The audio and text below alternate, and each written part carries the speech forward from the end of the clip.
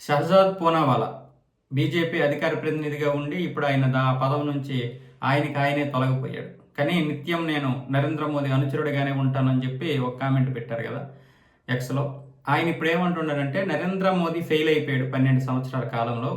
ఎందుకంటే ప్రతిపక్షాలు ఆయన్ని నియంతగా చూడాలనుకున్నాయి, కానీ ఆయన నియంతగా మారలేకపోయాడు. ఒక ఇందిరాగాంధీ లాగా, ఒక నెహ్రూ లాగా నియంత పరిపాలన చేయలేకపోయాడు. పైపెచ్చు ఆయన్ని తిట్టినటువంటి వారిని క్షమించేస్తున్నాడు. ఆయన్ని తిట్టినటువంటి వారి మీద ఎవరైతే కేసులు పెట్టారో ఆ కేసులు ఉపసంహరించమంటున్నాడు. బహుశా కాంగ్రెస్ వాళ్ళకి అదే నచ్చలేదేమో, అదే ఆయన చేతగానితనం. అదే రాహుల్ గాంధీని ఎవరైనా తిడితే కేరళ, కర్ణాటక, తమిళనాడులో, అదే లేకపోతే ఈ తెలంగాణలో ఎవరైనా తిడితే వెంటనే వాళ్ళ మీద కేసులు నమోదు చేయమని చెప్పి ఆర్డర్లు వస్తాయి. ఇప్పటికీ ఆ కేసులు అలాగే ఉన్నాయి. కానీ నరేంద్ర మోదీని తిట్టినటువంటి వారి మీద ఎవరూ కేసులు పెట్టకూడదు. పైపెచ్చి ఈ ప్రధానమంత్రి ఏమొచ్చేసి క్షమించేసి వాళ్ళని విడిచిపెట్టేస్తున్నాడు.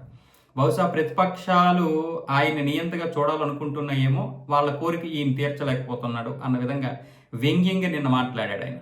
వాస్తవమే కదా. 12 సంవత్సరాల కాలంలో మరి వాళ్ళు 5 సంవత్సరాల్లోనే నియంతలుగా మారిపోయినప్పుడు 1975 సరిపోద్ది కదా మనకి, ఆ ఎమర్జెన్సీ సరిపోద్దిగా. ఆమె ఎంత నియంతగా మారిందో మనకు తెలియకపోవచ్చు. మన పూర్వీకులు మనకు చెప్తారు కదా, మన నాన్నలు, మన తాతలు చెప్పారు కదా ఆ 1975 గురించి. ఇప్పటికే అది మర్చిపోలేదు కదా.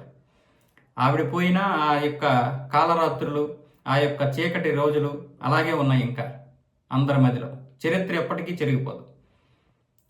షహజాద్ పూనావాలా గారు నిన్న మాట్లాడినటువంటి మాటలు నిజంగానే కాంగ్రెస్ వాళ్ళకి సిగ్గుంటే ఇంక ఇలాంటి మాటలు మాట్లాడరు.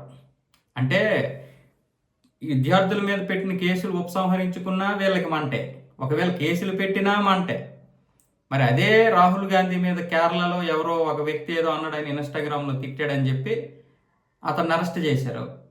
మరి ఇప్పటికే అతని నుంచి ఆ కేసులు ఉపసంహరించలేదు. మరి దానికి ఏమంటారు? అంటే వీళ్ళు చేస్తేనే సంసారం, ఇతరులు చేస్తే వ్యభిచారం. అంటే వీళ్ళకి ఏంటంటే వీళ్ళ తాత, నాన్నమ్మ, నాన్న, అమ్మ వీళ్ళే పరిపాలించే వాళ్ళు. మధ్యలో ఇప్పుడు ఈ టీ అమ్ముకునే వ్యక్తి వచ్చాడు. ఈ టీ అమ్ముకునే వ్యక్తి ప్రధానమంత్రిగా చేసేసరికి భరించలేకపోతున్నారు.